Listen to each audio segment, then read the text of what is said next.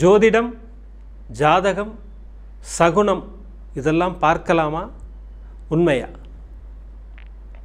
First இந்த சகுனத்தில் ஆரம்பிப்போம். சகுனத்தடை நம்ம முன்னோர்கள் தெளிவாக ஒரு விஷயம் சொல்லி வச்சுருக்காங்க. சகுனம் தடையானால் உட்காந்து தண்ணியை குடிச்சிட்டு போன்னு தான் சொல்லியிருக்காங்க. போகாமல் நிற்கக்கூடாதுன்னு சொல்லலை.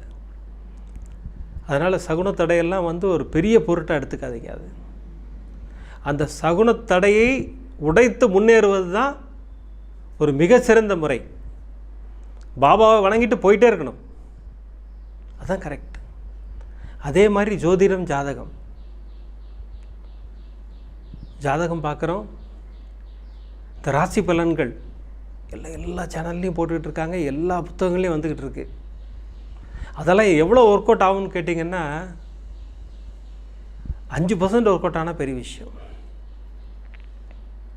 அதை பார்த்து இடிஞ்சு போய் உட்காந்தவங்களாம் இருக்காங்க. என்னுடைய நண்பர்கள்லாம் ஃபோன் பண்ணுவாங்க, நான் தனுசு ராசி, நான் மீன ராசி, குரு பயிற்சி எப்படி இருக்குதுன்னு கேட்பாங்க.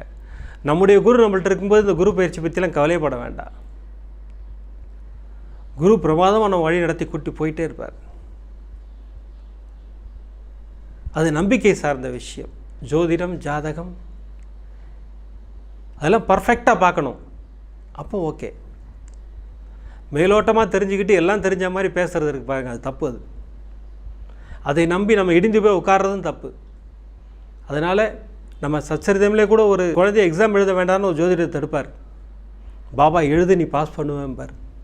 எழுதி அந்த குழந்தை பாஸ் பண்ணுவான். அப்போ இதுலேருந்து என்ன தெரியுதுன்னா, நம்முடைய கர்மாக்கள் எதுவாக இருந்தாலும் பாபாவால் நம்ம காப்பாற்றப்படுவோம் அப்படிங்கிறது தான் நிதர்சனமான உண்மை.